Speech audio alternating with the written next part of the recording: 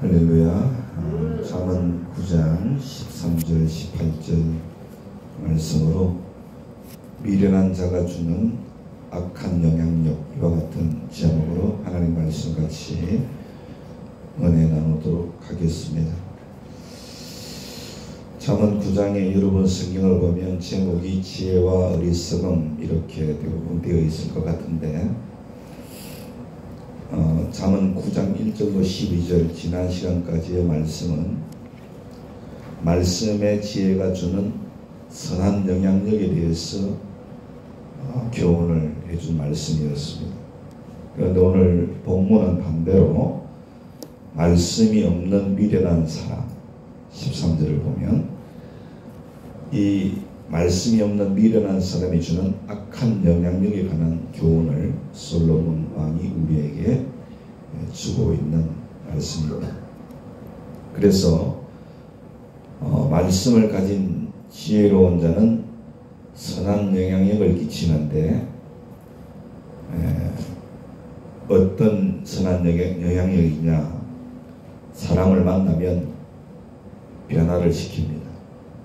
그리고 성숙하게 해주고 아름다운 열매를 맺게 해줍니다. 그러나 말씀이 없는 미련한 사람은 반대로 본능적인 미련함만 가지고 있기 때문에 그것이 자기도 망치고 남도 재짓게 하고 결국은 멸망을 당하게 되는데, 이것을 모르고 계속해서 그 길로 빠져간다는 것이 솔로몬이 본문을 통해서 주는 교훈인 것입니다. 여기서 우리는 말씀은 지혜를 주지만 말씀이 없는 사람은 미련하다는 것입니다. 자기가 생각했을 때 아무리 지혜로운 사람 같아도 말씀이 없는 사람은 하나님이 봤을 때 미련한 사람. 한마디로 하나님을 믿지 않고 진리를 모르는 사람들은 그 사람들의 내면에 미련함이 있다는 것입니다. 이것은 우리가 알 수가 있어요. 13절에 미련이라고 하는 말이 나오는데 한자로는 안일 밑자를 씁니다. 그리고 익힐 연자를 쓰는데, 그러므로 익히지 못함으로 뭔가 사람의 됨됨이가 갖추어지지 않았다, 그러한 의미죠. 아주 미숙하고 덜 떨어졌다, 그런 의미입니다. 원어로는 이 미련이 사루트인데 무지로 속이 텅 비어있다, 이와 같은 뜻이에요. 그러니까 하나님의 말씀이 없는 사람은 미련한 자예요. 무지해서 속이 텅 비어있는 것과 같다. 그러므로 여러분, 하나님 말씀이 없는 미련한 자는 아무것도 알지 못하는데, 하나님의 관점에서 봤을 때 아무것도 알지를 못하는데도 아는 척하는 거예요. 아는 척한다. 그게 13절 말씀인데, 이것이 바로 하나님이 없고 진리 없는 사람의 공통점이라는 것을 우리가 알 수 있습니다. 그래서 이런 사람들이 어떤 악한 영향력을 남기느냐, 다시 말하면 자기도 남도 세상도 잘 못되게 하는가, 그것에 대해서 세 가지로 말씀을 하고 있어요. 첫 번째는 13절부터 14절을 보면 자신의 무지를 자랑한다는 거예요. 자기가 모르는데 그것을 오히려 거꾸로 자랑하며 산다라고 하는 거예요. 어떤 사람이? 하나님 말씀이 없는 미련한 사람. 13절에 보니까 어리석어서 그랬죠.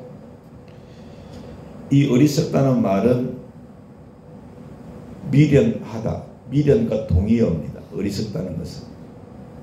이 미련한 여인을 뭐라고 했습니까? 떠들며 어리석어서 아무것도 알지 못하고, 그렇게 말씀을 하고 있죠. 그리고 정의를 딱 내려놨어요. 미련한 여인이 어떤 여인인가? 어리석은 사람이 어떤 사람인가 떠들며 아무것도 알지 못한다. 그렇게 정의를 내려놨습니다. 그래서 말씀이 없는 미련한 여인, 어리석은 자는 아무것도 알지 못하며 떠든다 했습니다. 여러분 무슨 말입니까? 뭔가를 알지도 못하고 다른 사람들 앞에서 나는 이런 사람이야 그렇게 자랑한다고 하는 거예요. 그러니까 이런 것을 옛속담에 비유하자면 빈수레가 요란한 거예요. 빈수레가 요란해요. 똑같은 그런 뜻입니다.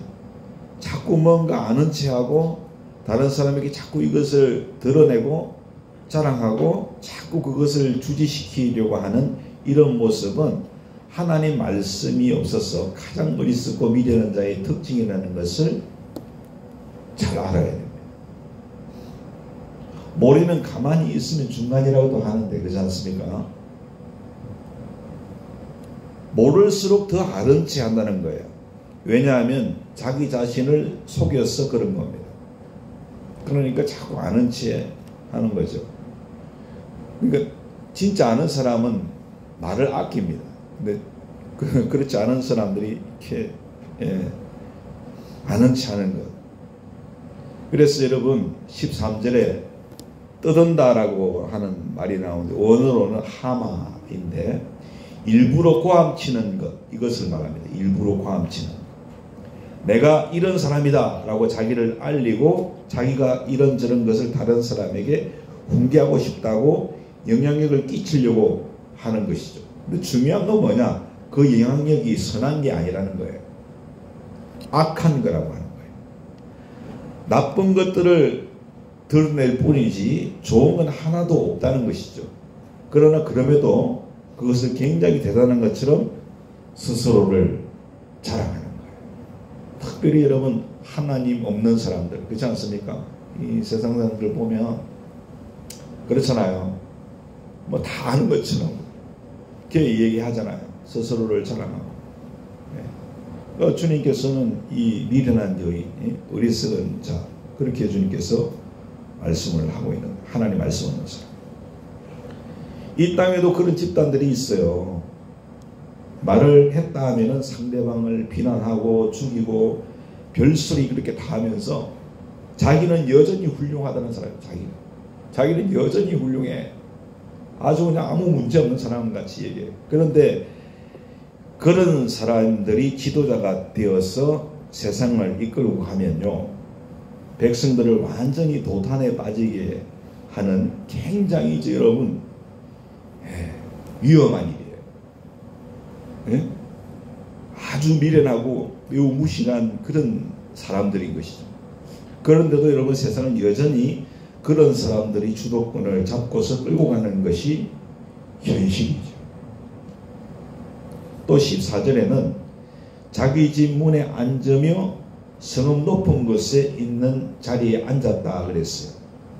여러분 겸손하게 자기가 모르면 모르는 대로 나는 잘 모른다고 자기 집 안에서 자기를 잘 훈련할 생각을 하지 않고서 집 밖으로 나가고 뿐만 아니라 성읍 높은 곳에 앉는다는 말은 스스로를 사람들의 통치자가 되게 하려고 자기의 자리를 자꾸 높인다는 것을 의미하는 겁니다. 그래서 우월감을 꼭 드러내려고 하는 것이 말씀이 없는 미련한 자의 특징이라는 것을 우리가 알 수 있는 거예요.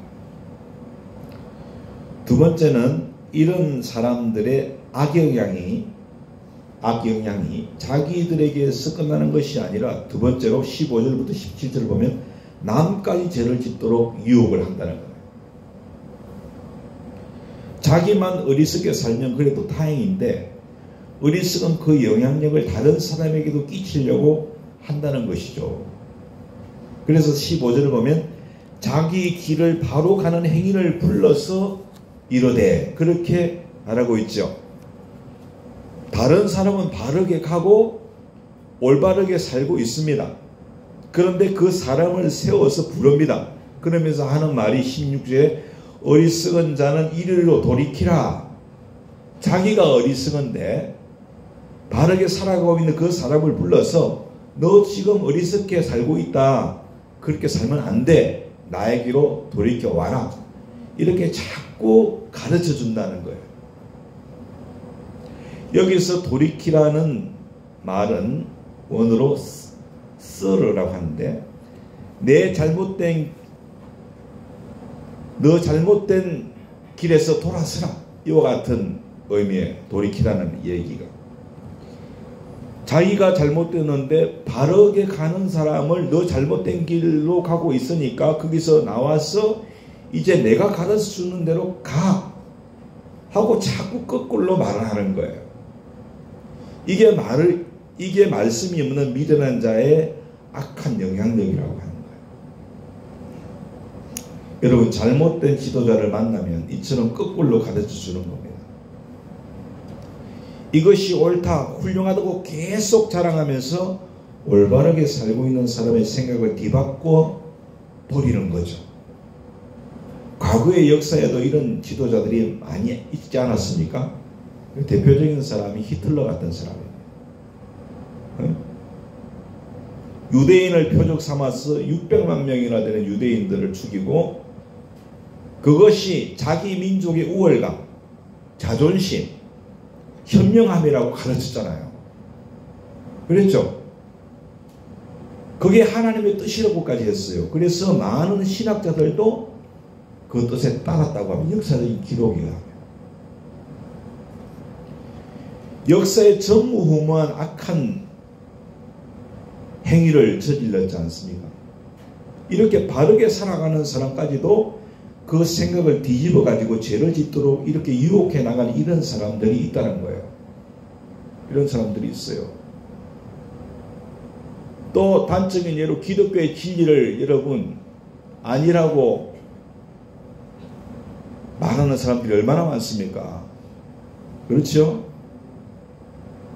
그래서 17절을 보면 간단한 한 절로 아주 의미심장한 비유를 써서 얘기했는데 뭐라고 했습니까? 도둑질한 물이 달다고 가르치는 거예요. 도둑질한 물이 달고 또 뭐예요? 몰래 먹는 떡이 맛이 있다는 거예요. 땀 흘려서 일해서 번 걸로 먹는 것이 맛이 있다고 가르치는 게 아니라 도둑질한 물이 달고 몰래 먹는 떡이 맛있다고 가르치는 거예요. 네? 그렇게 말해준다는 거예요. 여러분 죄의 속성을 아주 표현이 좀 그런데 멋지게 표현한 거 아닙니까? 죄의 속성을. 여러분 죄는요 반드시 달콤합니다. 죄는 반드시 달콤하고 죄는 반드시 맛이 있습니다. 그래서 빠져들어가는 거예요. 여러분 죄가 처음부터 쓰다고 하면 처음부터 맛이 없다고 하면 사람들이 죄에 여러분 달려들겠습니까? 아무도 안 달려들겠죠. 처음부터 죄가 쓰고 맛이 없는데 누가 달려들겠습니까? 죄는요 달콤합니다. 죄는요 맛이 있어요. 그러니까 뭔가 미끼가 있는 거죠.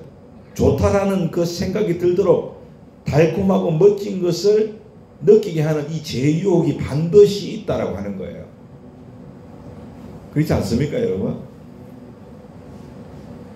그래서 사람들은 쓴 것을 원하지 않습니다. 대부분은 단 것을 원하죠. 단 것을 먹으려고 하니까 어떻게 해야 됩니까? 남의 것을 슬쩍 해야 단맛이 납니다. 그게 달게 느껴지는 거예요. 그래서 도둑질한 물이 달다라고 얘기한 거예요. 달고.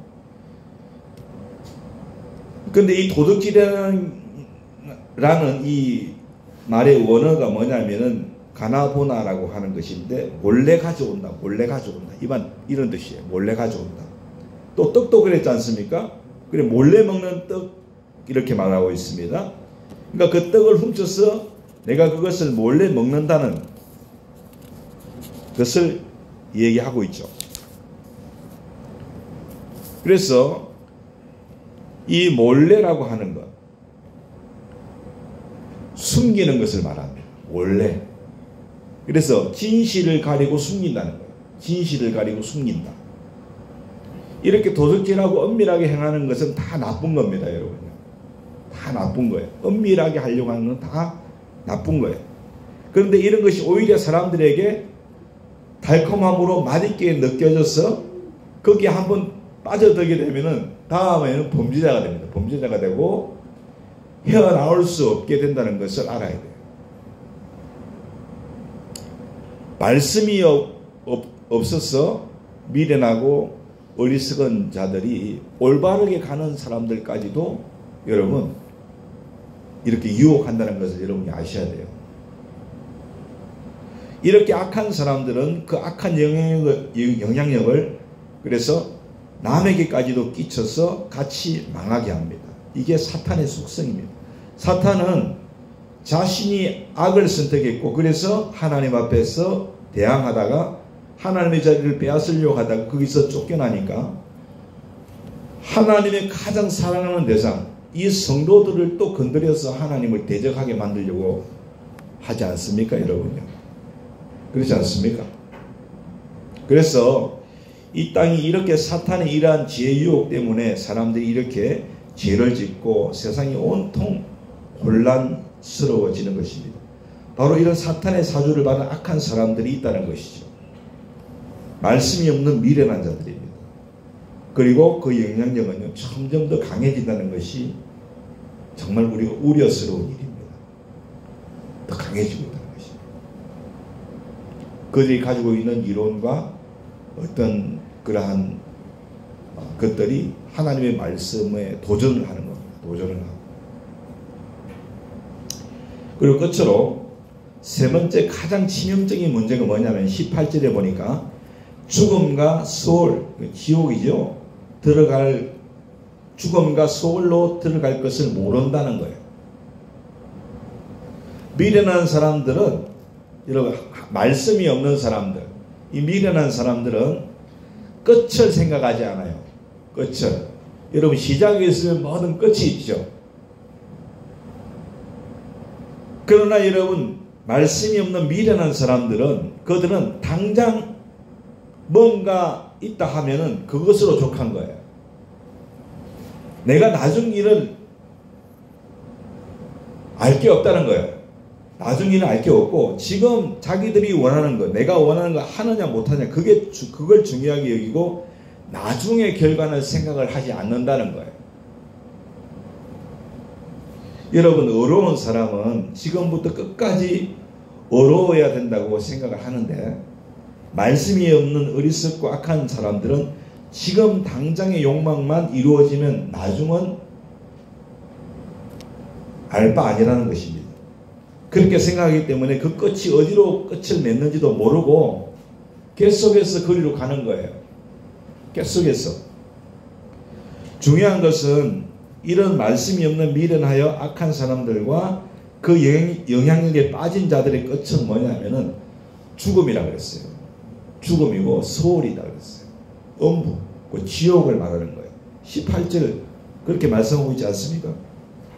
그런데 우리가 죽음 소울이라고 말씀을 했는데 이거는 최종 결과적인 것이고 사랑하는 여러분 결국에는 이런 자들은 이 땅에서도 제대로 주어진 생을 다 살지 못하는 경우가 많습니다. 많고 또 끝이 안 좋아요. 끝이 안 좋습니다. 감옥에 가든지 아니면 치욕스럽게 모든 것이 다 그냥 땅바닥으로 떨어지든지 그렇게 된다는 것입니다. 뭔가 정상적인 끝을 못 본다는 거예요. 정상적인 끝을 못 봐요. 뿐만 아니라 결국에는 그 사람이 죽고 나면은 그의 영혼은 소울로 들어가게 된다. 그런데 그들은 끝까지 이 사실을 알지 못한다는 거예요.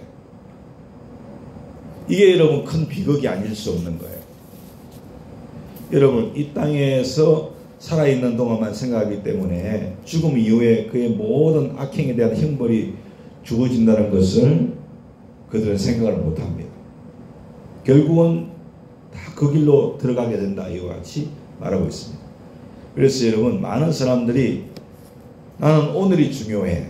내일이 어떻게 되는지 난 오늘 내가 원하는 걸 하면 돼 이렇게 생각하고 끝을 생각하지 않기 때문에 않으면 이러한 결과를 가져온다는 것을 우리가 반드시 알아야 됩니다.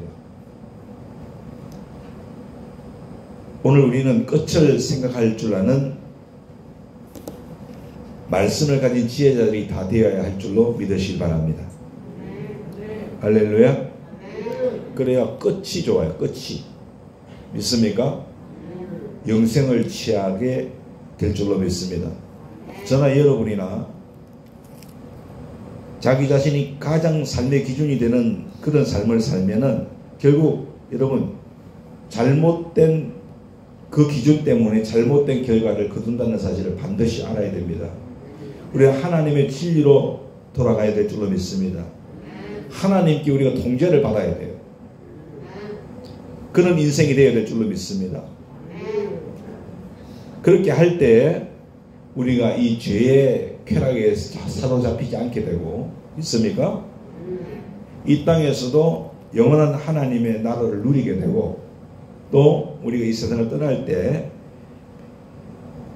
형벌을 면하게 되는 구원의 놀라운 은혜를 우리가 보게 될 줄로 확실히 믿습니다. 사랑하는 여러분, 오늘 이 말씀을 잘 깨달으시고 바른 하나님의 말씀의 지혜로 하나님 나를 늘 채워주시옵소서. 아멘. 그래서 우리가 그 말씀을 마음에 품고 미래를 바라볼 수 있기를 소원합니다. 지금 당장은 어리석어 보여도 여러분 하나님의 관점에서 봤을 때는 정말로 지혜로운 사람입니다. 믿습니까? 그러한 하나님의 은혜 가운데 늘 나아가실 수 있는 저와 여러분 다 되실 수 있기를 예수님의 이름으로 축원합니다.